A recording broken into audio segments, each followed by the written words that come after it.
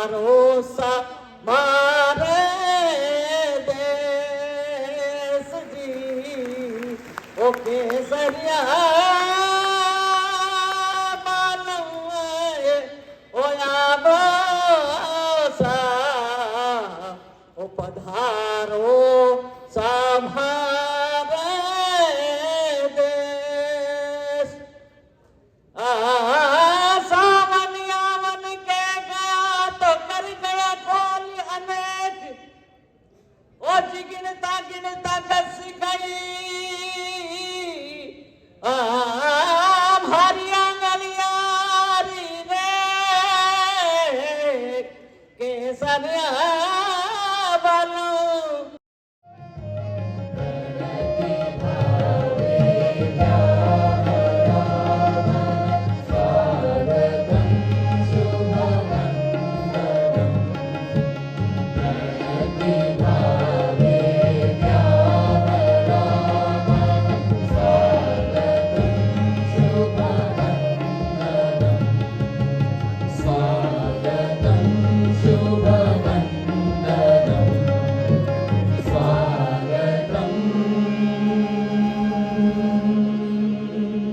नमस्कार, मैं अशोक व्यास हूँ। मेरा सौभाग्य है कि राजस्थान सेंट्रल यूनिवर्सिटी राजस्थान किशनगढ़ में जो है उसको नेतृत्व प्रदान करने वाले आनंद भालेराव जी वाइस चांसलर साहब हमारे साथ हैं।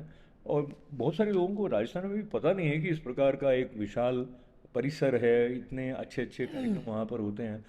इस यूनिवर्सिटी के बारे में और आपके जुड़ाव के बारे में थोड़ा सा बताएं। आपने सही कहा कि इस विश्वविद्यालय के बारे में थोड़ी सी राजस्थान में ही जानकारी कम थी। इसका कारण था हर एक व्यक्ति का जो काम करने का तरीका होता है वो अलग अलग तरीके से होता है। जैसे मैंने इस विश्वविद्यालय के कुलपति का कार्यभार संभाला 2022 से, हमने सारी सोशल मीडिया पे या समाज तक पहुंचने की बहुत कोशिश की है। इस कोशिश में जैसे कि राजस्थान के जो पद्मश्री अवार्डी है उनको थोड़ा सा सम्मानित करना, शिक्षक दिन पर पूरे राजस्थान में से अच्छे 3-4 शिक्षकों को सम्मानित करना, महिला दिन पर अच्छे महिला जिन्होंने काम अच्छा किया है ऐसे सारे महिलाओं को सम्मानित करना, इस तरह सा काम करते 3 साल में अब पूरे राजस्थान में ही नहीं पूरे भारत में राजस्थान केंद्रीय विश्वविद्यालय का नाम हुआ है। और ये राजस्थान केंद्रीय विश्वविद्यालय जो है वो 2009 में स्थापित किया गया है। एक सेंट्रल गवर्नमेंट की ये यूनिवर्सिटी है। अभी यहाँ 62 प्रोग्राम चल रहे हैं 13 डिफरेंट स्कूल्स के अंडर, और हमारे टोटल 35 डिपार्टमेंट्स है, 518 एकड़ की ज़मीन है और 8 हॉस्टल्स है, 6 एकेडमिक ब्लॉक्स है और बाकी सारी सुविधा खेल कूद की सारी अरेंजमेंट्स यहाँ हुई है। तो एक फुल फ्लेज डेवलप्ड यूनिवर्सिटी ऐसे हो रही है और हर दिन एक प्रगति का नया दौर वो आगे करके जा रही है। तो आनंद जी के साथ बैठे हुए आप शायद उनको देखते हैं सुनते हैं तब भी लगता हो कि एक आनंद का भाव उनके अंदर रहता है और उसके साथ साथ एक सर्व समन्वय करके या ऑल इंक्लूसिव जो अप्रोच आपकी है। थोड़ा सा आपके बारे में बताइए, ये नेतृत्व जो आप प्रदान कर रहे हैं वाइस चांसलर के रूप में, इसमें शिक्षा जगत के अलावा बहुत सारे जो प्रतिभाएं कह दीजिए मनुष्य की होती हैं, जिसमें प्रबंध की क्षमता के साथ साथ विजन और सबको साथ लेकर चलना, प्रेरित करना, बहुत सारी बातें आ जाती है। सर, मैं ऐसे संस्कारों से बड़ा हुआ हूँ कि मैं इस समाज का एक घटक हूँ और इस समाज को कुछ न कुछ जो मुझे मिलता है उसमें से कुछ न कुछ समाज को मैं देना चाहिए। मैं जब काम करता हूँ यहाँ तो 2 शब्द मेरे लिए बहुत इम्पॉर्टेंट है, जिसको इंग्लिश में हम effective and efficient vice chancellor ऐसे कहते हैं। अगर किसी वाइस चांसलर को, कुलपति को इफेक्टिव होना है तो क्या करना चाहिए, ये सवाल मैंने अपने आप को पूछा। तो मेरा अंदर से जो उत्तर आया वो ये है कि जब मैं इस विश्वविद्यालय के हाईएस्ट टू लोवेस्ट पर्सन तक सभी को मेरे परिवार का सदस्य समझूंगा, तभी मुझे विश्वविद्यालय के प्रति प्रेम होगा, और जब प्रेम होगा तो अपने आप काम होगा। दूसरे पद्मश्री अवार्डी जोधपुर के प्रतिष्ठित उर्दू शायर शीन काफ निजाम जी, जो मूल रूप से उर्दू साहित्य से जुड़े हैं, और कविताएं और शायरियां लिखते हैं, और राजस्थान के आध्यात्मिक गुरु बैजनाथ जी महाराज, इन सभी को हम आज फेलिसिटेशन कर रहे हैं। मान गायकी का पर्याय बतूल बेगम लंबे समय से भगवान राम और गणपति के भजन गाती रही है और राजस्थानी लोक संस्कृति, फ्यूजन लोक संगीत राजस्थान की गंगा जमनी संस्कृति की अद्भुत मिसाल है। राजस्थान केंद्रीय विश्वविद्यालय बतूल बेगम को जीवन गौरव पुरस्कार प्रदान करते हुए गौरवान्वित महसूस करता है।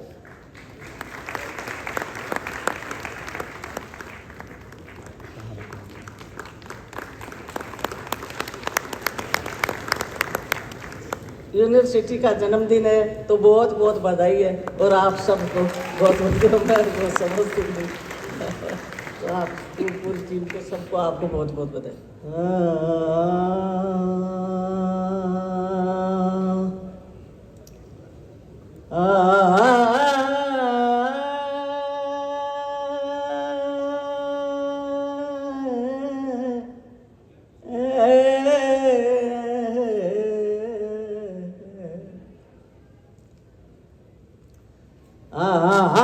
सदा भवानी दायनी तो सन्मुख होती गणेश।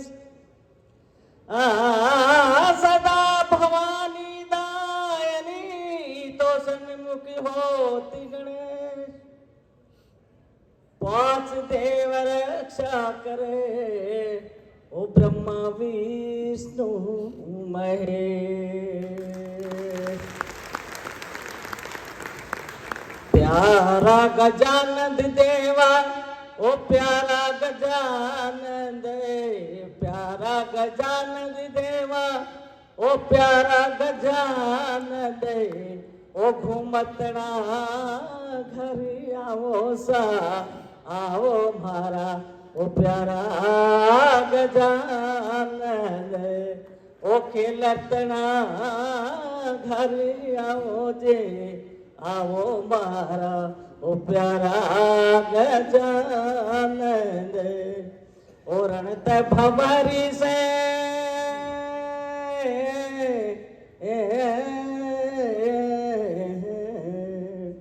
रणत भंवरी से आओ जी गजानंद। रणत भंवरी से आओ जी गजानंद।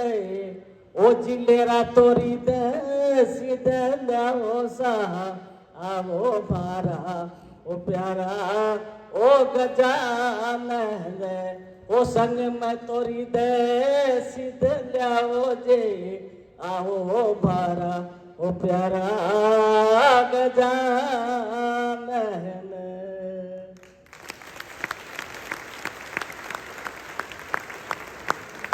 आरो सा मारे देश जी ओ केसरिया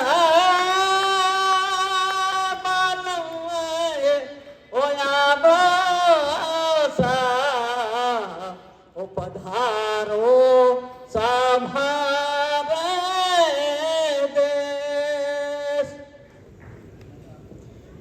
श्री शीन काफ निजाम साहब की शायरी और साहित्यिक योगदान ने न केवल भारत में बल्कि अंतर्राष्ट्रीय स्तर पर पहचान बनाई है। उनकी भाषा और साहित्य के प्रति समर्पण ने उन्हें उर्दू साहित्य के महत्वपूर्ण हस्ताक्षरों में शामिल किया है।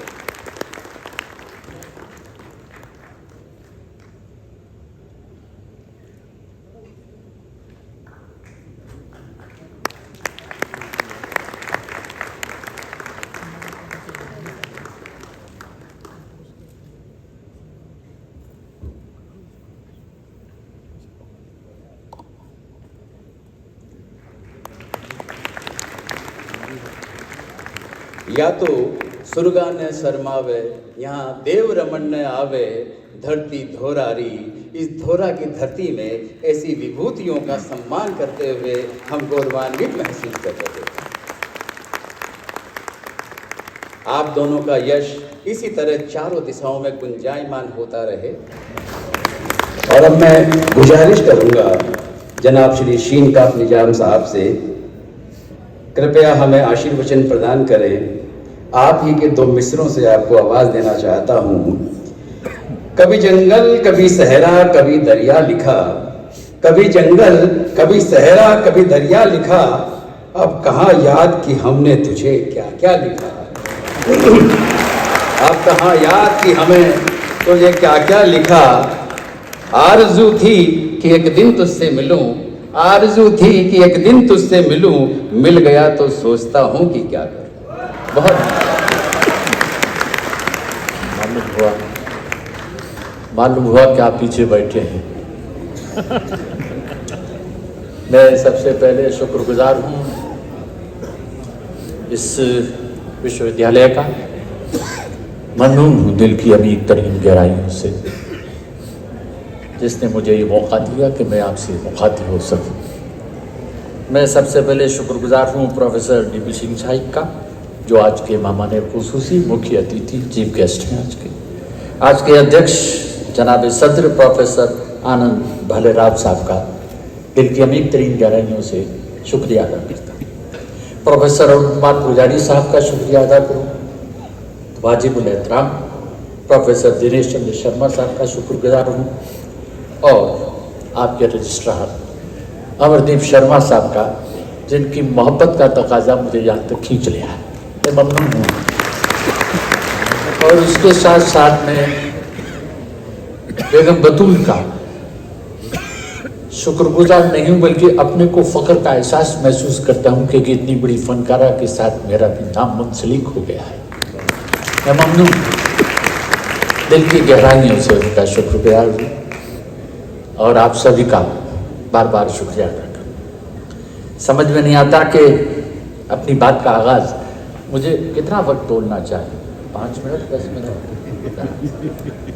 नहीं, पूछ लेना इसलिए बेहतर है कि आदमी को ज़्यादा बोलने की आदत होती है। हमारा मसला ये है कि हम अपने बच्चों को बोलना सिखाते हैं, उन्हें सुनना नहीं सिखाते। हमारे बच्चों को अगर हमने सुनना सिखाया होता तो हमारी मुल्क का नहीं, हमारी दुनिया का भविष्य दूसरा हुआ होता। लेकिन अब क्या कीजिए, ये माना जाता है कि इस कायनात का, इस सृष्टि का तो जन्म ही शब्द से हुआ है, यानी कि बोलने से हुआ है।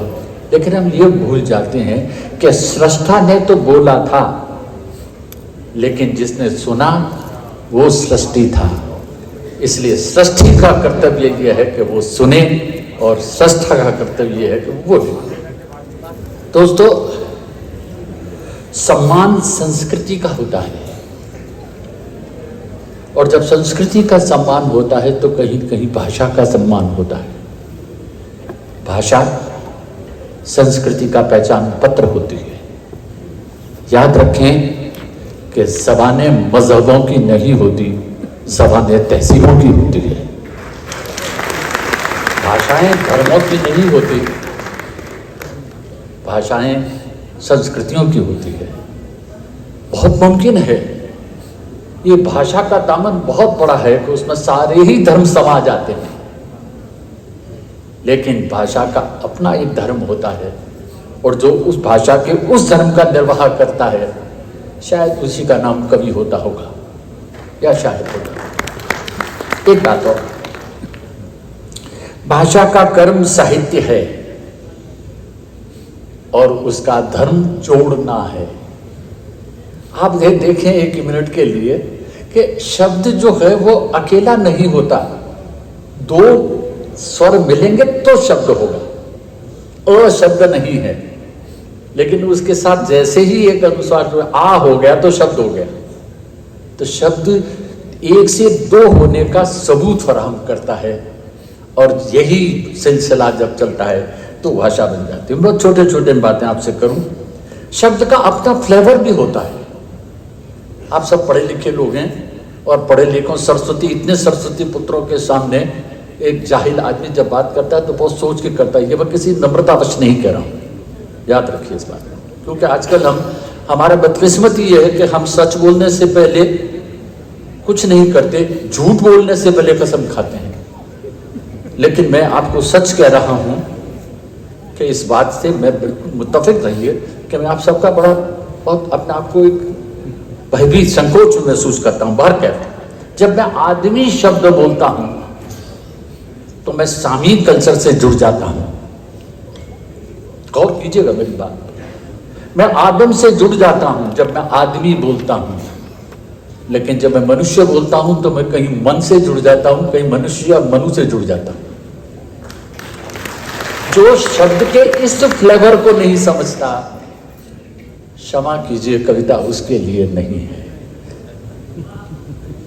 ये फ्लेवर जो है कि मैं आदम का हूं। आदम कौन है मैं इस पे नहीं जाऊंगा, आप सब समझते हैं कि एडम आदम जो भी है उसका अपना इतिहास है, उसकी अपनी तारीख है। और ब्रह्मा के मन से पैदा हुआ मनुष्य, मन से पैदा हुआ, उसका अपना इतिहास है। तो जब मैं आदम बोलता हूं तो मेरा इतिहास क्या हो जाता है, और जब मैं मानुष बोलता हूं या मनुष्य बोलता हूं तो उसका इतिहास क्या हो जाता है, ये आप जानते। शब्दों के अर्थ बदलते रहते हैं।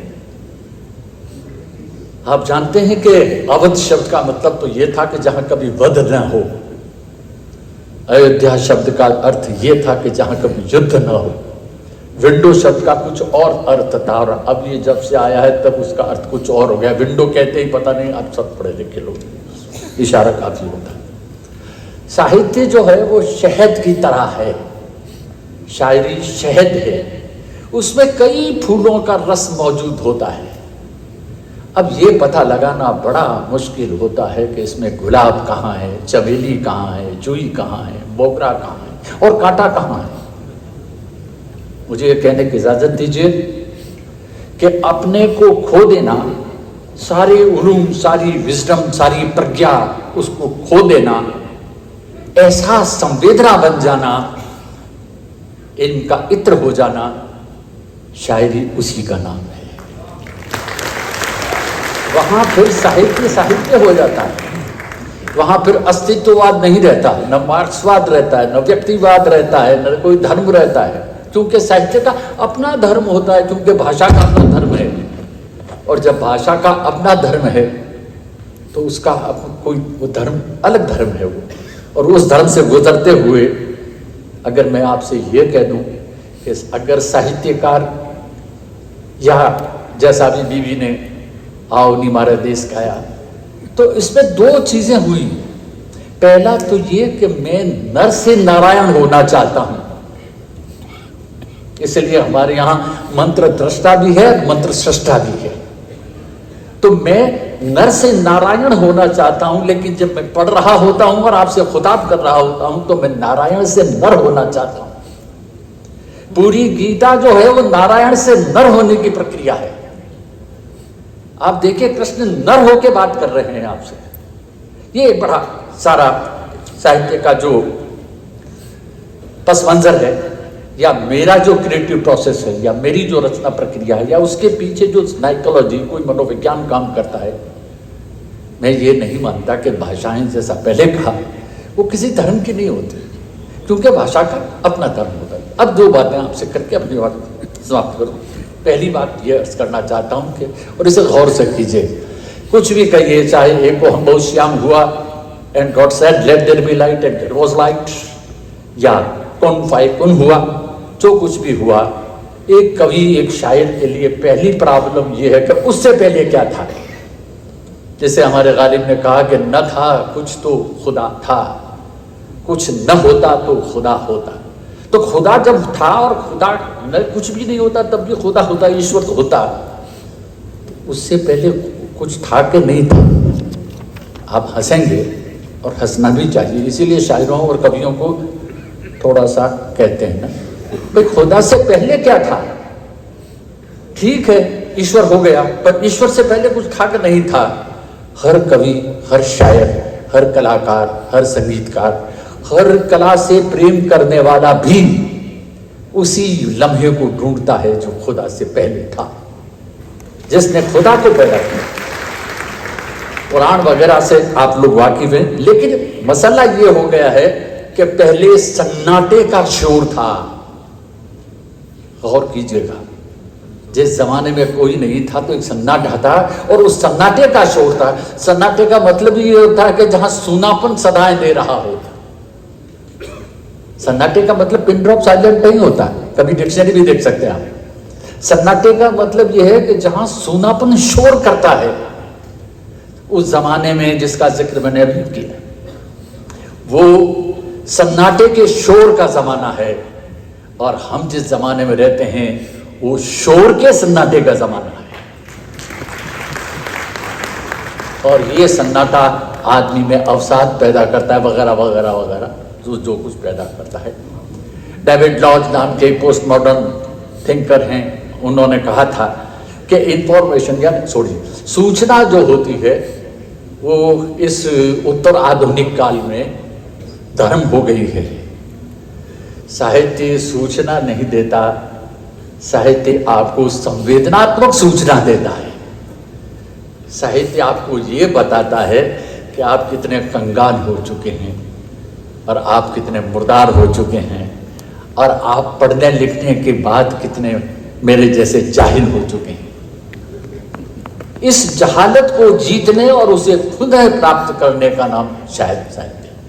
मुझे आपने इतना मौका दिया, इस तवज्जो से मेरी आय बाएं शाय को आपने समाप्त किया, उसके लिए मैं दिल की गहराइयों से आपका, अरोड़ा साहब आपका, सिंह साहब आपका और आप तमाम हजरात का सबका शुक्रगुजार हूँ। बहुत बहुत शुक्रिया।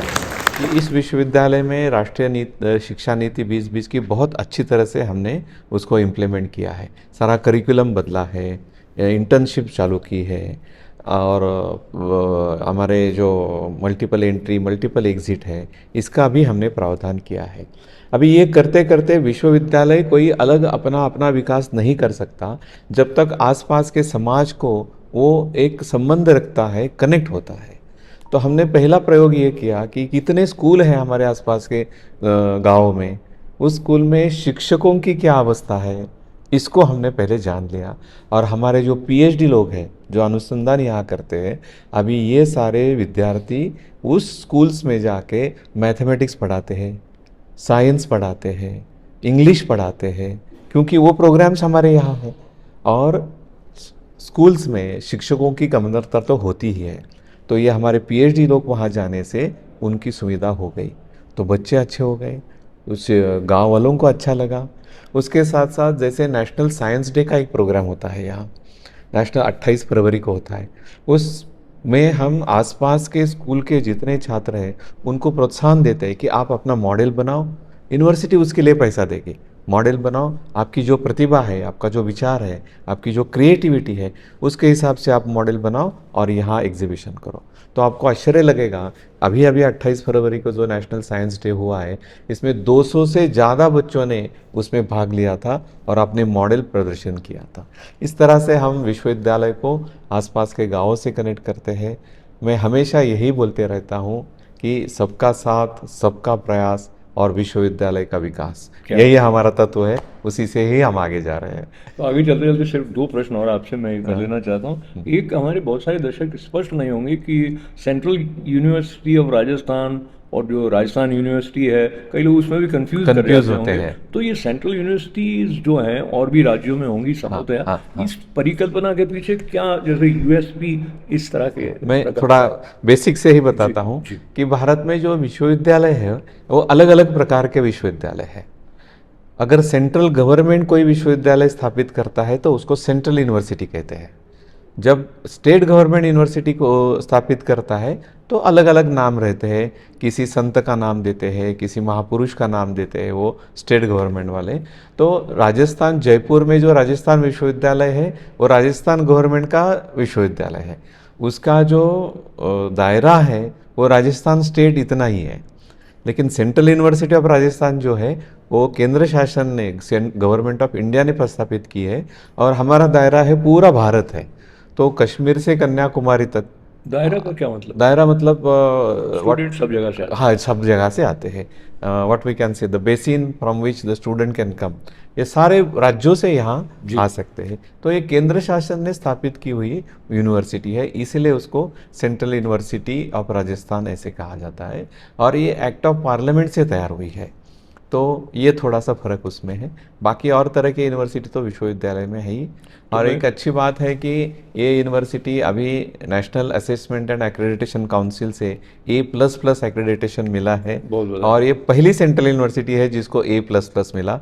बाद में तो बाकी लोगों को मिला, लेकिन सेंट्रल यूनिवर्सिटी ये पहली है। तो ये पहली बात है, और पहली बात के साथ में जो 17वां फाउंडेशन डे मनाया यूनिवर्सिटी ने, उसमें मुझे भी साक्षी होने का अवसर प्राप्त हुआ और मुझे बहुत ही आनंद आया जिस तरह से व्यवस्थित ढंग से समर्पण के साथ में और भारत की सांस्कृतिक अस्मिता को सम्मान देते हुए पूरा आयोजन हुआ था। और मैंने देखा यहाँ योग की शिक्षा भी होती हाँ, है, योग की शिक्षा। और मैंने आपको कहीं और अलग से संस्कृत भाषा में बहुत शुद्ध उच्चारण करते हुए भी सुना था। तो मैं आपको ये प्रश्न को शिक्षा के साथ जुड़ा हुआ, लेकिन व्यक्ति रूप में जो हमारा विकास है उसमें संस्कृत भाषा जो है, वो जो स्पंदन होते हैं मंत्रोच्चार के, वो आप अपने अनुभव से बताएं वो कितने महत्वपूर्ण है समन्वय की दृष्टि से। मैकॉले ने हमको भ्रमित किया था कि आपकी संस्कृत भाषा में कुछ नहीं है, लेकिन आज सारा विश्व जान चुका है कि संस्कृत भाषा का क्या महत्व है। मेरा कहना है जो संस्कृत भाषा नहीं जानते उनका भी मेरा आग्रह रहेगा कि जो एक एक मंत्र होते हैं, इस मंत्र को उसी तरह से हम अगर पठन करेंगे तो उसका परिणाम हमारे शरीर पर, हमारे मन पर, बुद्धि पर होता है। जब मैं कहता हूँ कि ओम सहनाववतु सहनो भुनक्तु, तो मेरा मुझ पर एक संस्कार होता है कि मुझे सबके साथ रहना है, सबके साथ विकसित होना है। इसका मतलब मेरा अकेले का विकास कोई विकास नहीं है, समाज के साथ जुड़ के मेरा विकास है। तो ये संस्कृत के उच्चारण का एक परिणाम अपने मन पर होते रहता है। तो संस्कृत भाषा बहुत ही महत्वपूर्ण है और मेरा भाग्य है, सौभाग्य है कि मैं बचपन से संस्कृत सीखा हूँ। तो गीता में मुझे मेरा विश्वास है थोड़ा, ये संस्कृत सुभाषित मुझे ज़रा अच्छी तरह से मालूम है, तो ये मैं करते रहता हूँ तो अच्छा लगता है। एक परिणाम। बहुत सारा आपका आभार और बहुत सम्मान के साथ धन्यवाद करते करते मैं ये देख रहा था जब आप सम्मान पद्मश्री अवार्डी, जिसमें कि जोधपुर से आए हुए हमारे शीनकाम निजाम साहब और फिर अपने बेगम बतूल जी, उनका लोक गायकी की दृष्टि से, और जो पुरस्कार दिए जा रहे थे उसमें मतलब एक तो गणेश जी का स्वरूप था और श्रीमद् भगवत गीता भी दी गई थी। तो आपने कहा भगवत गीता से आपको प्रेम भी रहा, कोई एक श्लोक भगवत गीता का जो आपके लिए विशेष प्रेरक या संबल बनता है किन्हीं क्षणों में या निरंतर? भगवत गीता हम इसलिए देते हैं, प्रथम सारे जितने भी हमारे अतिथि आते हैं उनको भगवत गीता देते हैं। जो अतिथि आते हैं वो बहुत बड़े मान्यवर होते हैं। वो मैं हमेशा कर्तव्य की बात करता हूँ, अधिकार की बात नहीं करता। और आदमी कर्तव्य करने से ही अधिकार प्राप्त होता है।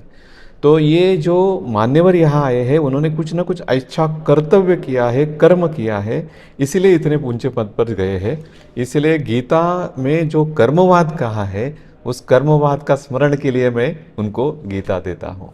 और गीता का श्लोक अगर हम कहते हैं तो एक श्लोक बहुत अच्छा है, सारे अध्याय गीता के बहुत ही सुंदर है। उसमें से मुझे जो अच्छा लगता है वो हमेशा ध्यान योग है, जो छठा अध्याय है। और छठा अध्याय में एक श्लोक है, उद्धरेदात्मनात्मानं नात्मो नाम साधयत आत्मैव ह्यात्मनो बंधुरात्मैव उर्वरात्मनः। मतलब व्यक्ति अपना मित्र है, अपना सखा है, अपना बंधु है, अपना हितचिंतक है और अपना दुश्मन भी है। वो किस तरह से व्यवहार करता है अपने साथ के, उसी तरह से उसका उद्धार होता है। तो अपना अपना उद्धार अगर करना है तो अपने आप को अच्छा बनाए रखो, पॉजिटिविटी में रखो, अच्छा सोचो, यही गीता का संदेश है। बहुत सुंदर ये सार गर्भित बात जो है, अपने को उठाने वाली भगवत गीता का अवलंबन लेकर या जहाँ से भी प्रेरणा प्राप्त हो वहाँ से। Anand Balerao ji, central university of Rajasthan Kishangarh के वाइस चांसलर, आपने बातचीत के लिए समय निकाला और बहुत ही पॉजिटिव नोट पर हमको आप लेकर आए। आपको बहुत बहुत धन्यवाद, शुभकामनाएं।